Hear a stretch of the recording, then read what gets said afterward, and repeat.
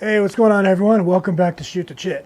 Today's video is going to be a little different from my last couple e-bike videos where, I'm not going to be standing here pointing stuff out, giving you lectures and telling you all about electric bikes. This video is going to be me trying to demonstrate to you why, and maybe if you're on the fence about buying an electric bike or if you're skeptical, this video is going to be for you because I'm going to try and demonstrate how much fun these bikes are to ride and how you can use them, to substitute some of your commutes in your life and get exercise in the process. So, unfortunately, I can't do that from here. We're going to have to go out here to a place known as the outside. That's enough of me rambling. We're going to go ahead and take this show on the road. Come on, guys, let's get going.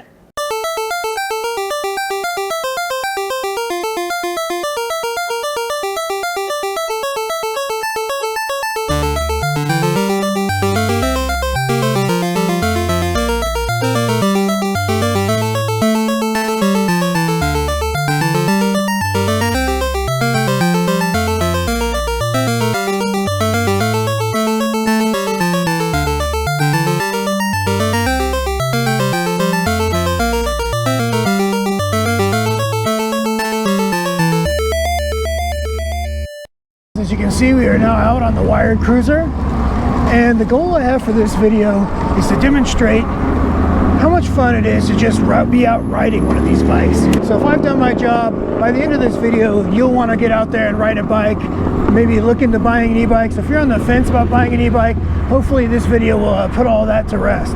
Right off the bat, let's take this little shortcut here. We're going to go off-road. Man, we're just going to go right down this little hill. Woo!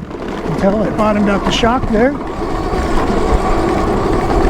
Now, you don't have to go doing stuff like this. I'm not the best rider in the world. I mean, like ranked 2 or 3, but you ride within your limits, guys. My goal in this video is to demonstrate the stuff you can do. And first thing I want to talk about is, when you get an e-bike, you're going to find yourself finding all these little alleys and little back connectors between the subdivisions, the stuff that you probably would never have seen if you're driving your car around, because let's face it, there's no reason to drive through these neighborhoods if you're not going to be if you don't live here, or if you're not going to be riding a bike and hitting these trails specifically. So right now I'm taking a shortcut from a main road to another subdivision, and then we're going to hit another bike trail. So check it out, guys. I pretty much have this whole area to myself right now. And one of the little fun things I really like doing on this bike is check this out. We're gonna just ride right up on this wall.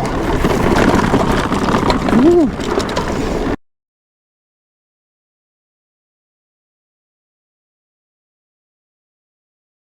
So, I don't expect everyone to do that, but you know what? You can do that if you want to. Being as how I live in Antioch, California, there is a lot of homeless people in my area. So one thing you're probably going to notice, a lot of these fields and back alleys and stuff have been taken over by the homeless. So have your wits about you when you're riding around, guys. Don't let your guard down. I haven't had any problems, but you don't want to go riding into the wrong area. That's for sure. This is one of the things I'm talking about here. You can see to my right, there's a big homeless encampment with an amazing amount of junk. And there's this junk all over these trails too. Look at the amount of thorns. These are all goat heads. Look at that. You trying to tell me that buying Tannis tire armor is not a good idea? Look at that. That's crazy. This tire would have a flat for sure right now. Man, this should be a commercial for Tannis. Goat head thorns are the absolute worst. Look at the back tire here. Yeah, you don't need those tire inserts, guys. No, don't worry about it. Sponsor me, Tannis. You know what? I have cheap rates too. Just, give me a couple $100,000, guys. I'm not asking for much. I wanted to come here and show you guys this cemetery that I ride by sometimes. And unfortunately, things are so bad in this town, they had to put up this fence here because people were dying to get in there. Rim shot! A lot of these areas that go in between the neighborhoods, at least in my city, are due to, I believe these are floodplains or something like that, where they're not allowed to build. So you get these little areas, and every once in a while they'll be flooded out. But for the most part, they make nice little bike paths you can take and explore. And now we are into another bike trail. And once you start riding these bike trails, you will notice you'll sniff them out everywhere you go. So when we ever go on road trips or anything, I'm always looking around and I spot, oh, there's a bike trail right there. What do you guys want to do, another wall ride? Let's do another wall ride. Woo. Just cruising right along. So one of the big benefits you're going to get from riding an e-bike is you're going to start seeing a lot of stuff you didn't even realize was there, and you're going to become very well acquainted with the geography of the city or areas you live around. As a matter of fact, Antioch, California is not exactly known for being the nicest town, but believe it or not, Antioch has a very nice bike trail system. So I've taken multiple people out on the bike trails that have lived here for years, and they didn't even realize they were there. And when you're on these trails, you're behind subdivisions. Some of the major trails in this town follow a canal, and so you get to see the water through the canal. You're going up and down hills, and a lot of people don't even realize that stuff is there. So there's beauty in a lot of areas if you know where to look for it. Now here's one of these roads where when you're riding, you kind of get to choose your little path here. On the right, this is sand, so we're going to hit the sand section, and sand is not easy to ride through, not easy to pedal through. If I take my regular bike through that sand, it's a nightmare. But this thing, with the throttle, you can just zip right through it. And I always thought it was so weird that there was a vineyard here, but it turns out this vineyard has one of the oldest vineyards in all of California. I believe it's over 100 years old. So it probably thinks we're weird. See that? You guys catch that little shortcut I just did? Here we are. We're just zooming right along through these trails. And this is all stuff we wouldn't be seeing if we were driving in a stuffy old vehicle.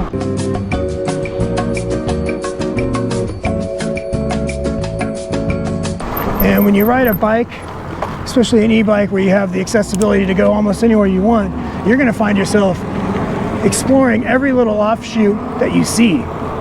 So I got my first e-bike during COVID, and the gyms were closed. I couldn't go to the gym, and I was riding my e-bike daily. I put about 2,000 miles on my e-bike in the first year, and it wasn't this style e-bike. It was a class 2 pedal assist only e-bike. So I was riding it constantly, and it got to the point where I don't think there's a single bike trail in this town I haven't ridden. And so many of this is foothills area. I don't know if it's foothills, but there's hills in this area, and so many of these hills I would see, and I would just ride up to the top. So I've been all up and down this town. I wish Strava gave you an option to overlay every path you've taken in an area, because it'd be interesting to see how much coverage I've had of my town. So I'm getting to the point now where I kind of need to go to another city and start exploring new areas. So that's one side effect. You're going to wear out your neighborhood's trails, but you know what? You're going to have a lot of fun doing it. That's all calories burned, guys. So normally I'd just be sitting right on my ass on my truck on the way in.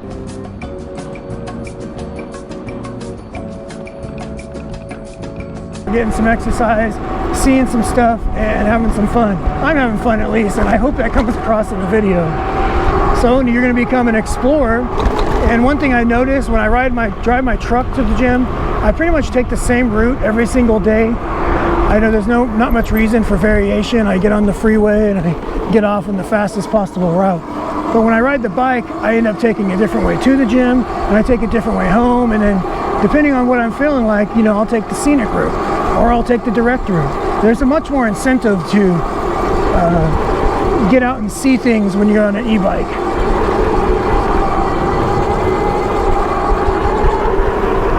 When you were a kid and all your friends had bikes, if you look back, you know, that's some of my fondest memories, is when me and my friends all had bikes, and you'd ride around after school, or you'd just go by your friend's house and you see all your friends' bikes out front and you know all your friends are there. Those were some of the best days. And while it's still not, you know, you're an adult, it's not quite as fun. I get remnants of that every time I'm out riding around. And that's something I don't think, I think a lot of people might lose after a while. So I always try and recommend people, like, come on, let's get out and ride bikes. You know, it's fun. I really enjoy it. It's a kind of when you do it by yourself, it's kind of a meditative thing. All you're thinking about is riding, and you're not sitting there dwelling about your problems and all that, because you're out just soaking it all in. And another thing to me too is I've had multiple times where I've wanted to go ride my bike. I'm kind of feeling lazy or I'm in a bad mood, and I start pedaling. I swear, almost without fail, a couple miles into my ride, I feel better and it's starting to be fun, and I'll start hopping off curbs. It's hard to have a bad time after you've been out riding around for a while. However, there's a caveat to that. If you are out riding and you get stranded, or you get a flat, or your battery dies, or you know, you can go to having fun to having a bad time. We have the choice here. I'm going up to another bike trail up there. We can stay on this boring old road on the shoulder, or you know what, I'm gonna try and go up here because we're gonna be going along the railroad tracks. Let's see if the wired cruiser is up to the task.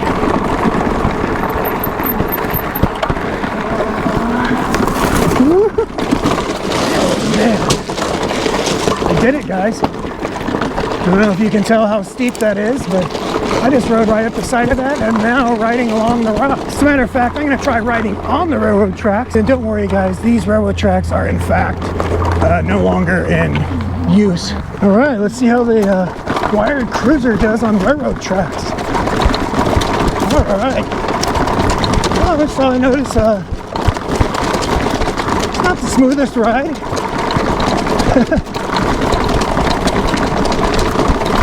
This is where the wired freedom or a full suspension bike would definitely come in handy. But you know, you ever wondered how a hardtail bike does on railroad tracks? Here's your answer. Now I'm going to go ahead and get off of these tracks before I rattle my head loose. What this bike does do pretty well though is ride on these looser rocks like this. My other bike has a 29 by 2.6 inch tire, and it really sinks into these rocks like this. And these 26 by 4 inch tires, I can just glide along like this. Glide along on these rocks. Granted, I'll be honest with you, I wouldn't want to ride like this for too long. There's typically a bunch of trash you'll notice in these rocks. I've gotten flats before, but you know what guys, you can do it. So this is one of these areas where, you know, I live in a suburb of San Francisco, and a lot of times they'll be building new subdivisions, and then they build the roads out for the subdivisions, but there's no houses yet. And that's what we're going to now. So this is a little connector from one subdivision to the next. And a lot of the times when you get these cool little trails and stuff, you can ride when the roads aren't open yet or the lots are empty. So we're gonna go do that now. Check it out, so man, you can just go flying along. Or you could be sitting in your car at a stoplight right now.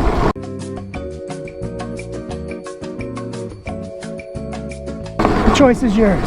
Check this out, guys, look. Got this brand new road, and there's no traffic allowed here yet. Got the whole road to yourself.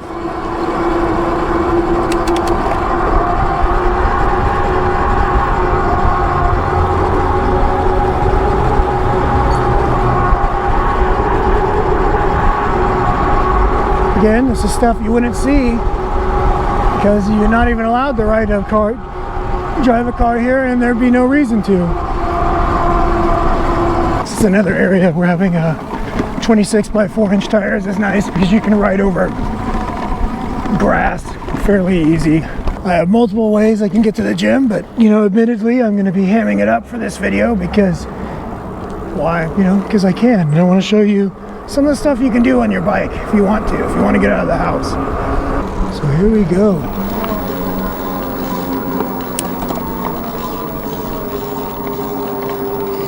Now, if I ever mention, these hub-driven motors don't climb as well as a mid-drive because the power is being generated directly at the rear wheel. So that means with a mid-drive motor, the power is being transmitted through the drivetrain, so it directly is affected by what gear you're in. Where with this bike, the only thing that's affected by what gear it is in is the way I'm pedaling.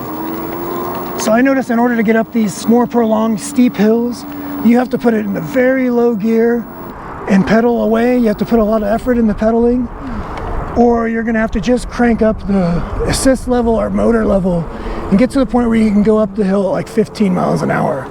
Because these don't do well at slow speed climbing, and that's where the mid drives do really well, because you can be climbing at 1 or 2 miles an hour, but through the gearing and everything, the cadence of the motor and your pedaling is still going fairly quick. Where these, it gets to the point where you're pedaling so slow you can't generate enough torque with your own legs to really help. That's enough about that. Here's a new section, and let's see how fast we can get going down here.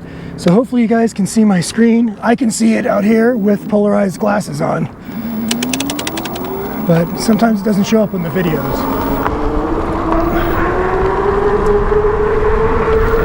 All right.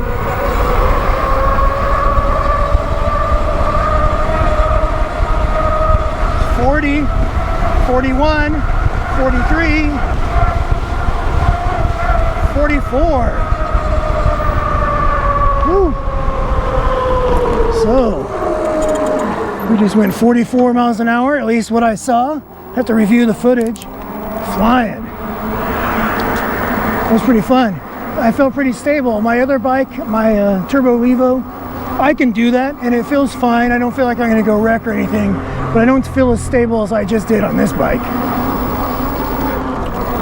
There's something cool about just being out and about, seeing stuff, getting the air. If you haven't done it in a while, you should do it.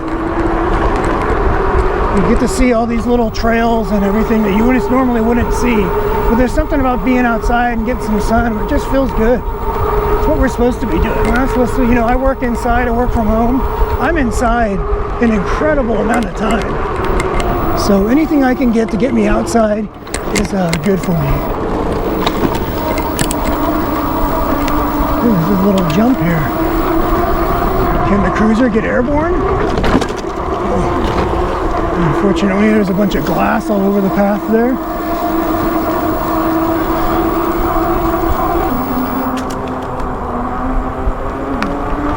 Life's got a lot of important decisions to make, guys. And this is one of those decisions you're going to have to make. Do I stay on the established, easy path? Or do I take Dead Man's Canyon and cut it off? Well, I think you know the answer to this, because if I was going to check it out, I just wouldn't show you guys. Let's see how the cruiser does with Dead Man's Pass. I'm going to take a tip out of the mountain biking world and put my seat post down, because you want to keep your weight off the front wheel. I might be being a bit dramatic. Here we go. Woo-hoo. Oh yeah, no problem.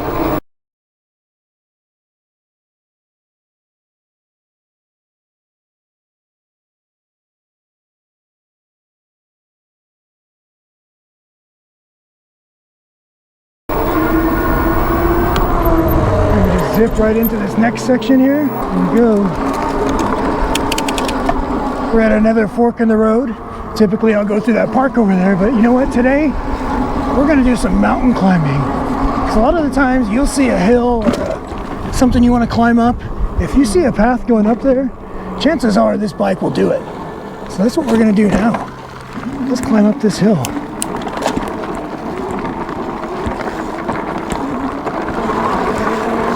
This is another one of those scenarios where this is climbing it, but if you didn't have a bike as powerful as the Wired, this would probably be not so fun on a hub-driven bike unless you have significantly lower gearing. So I'm pedaling away. This is quite a lot of resistance on here. Granted, I could turn up the pedal assist, but we're okay. So this little antenna station here, I'm just going to go right around it.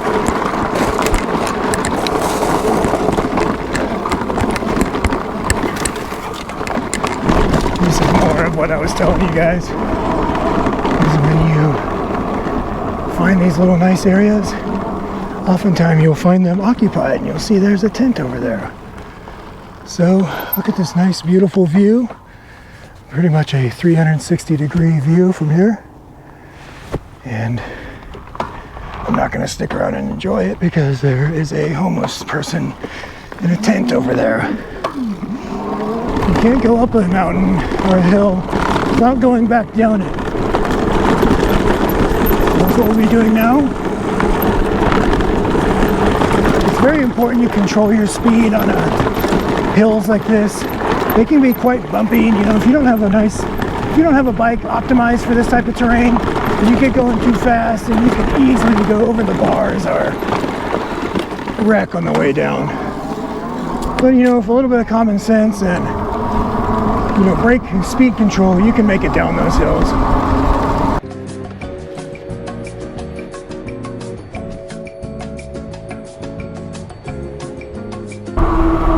You know, it's fun. You know, the first few days I had this bike, I got to the gym, I was disappointed because, you know, I wanted to keep riding. And, you know, it's still fun to me. I'm never in a bad mood on the bike, like dreading, like, am I there yet?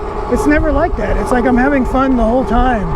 And then I zip around the corner. A lot of the times, you know, guys, it's corny, but I'll have my Bluetooth speaker on and it'll be sing-along time for the songs because, you know, one of the benefits of going as fast as you go on these bikes and not being around anyone else is, hey, no one can hear you singing.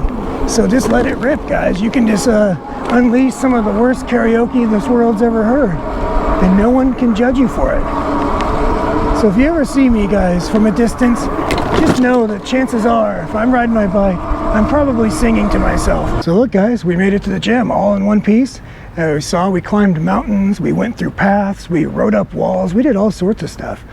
So yeah, you know, the good thing is, once I'm done working out, I can come back out here and ride home. And riding home's a whole new adventure. I get to pick whatever direction I want to go. So guys, I'm telling you, if you're on the fence about buying an e-bike or a bike at all, definitely pull the trigger on one. But I'm going to tell you, if you're looking at buying a regular pedal bike or an acoustic bike, try and find someone who has an e-bike or that lets you ride theirs first, because I know there's this weird stigma about them, but until you ride one and you realize, like, you know, you're still getting exercise, you're still getting out and about, and you're having fun, where's the downside to that?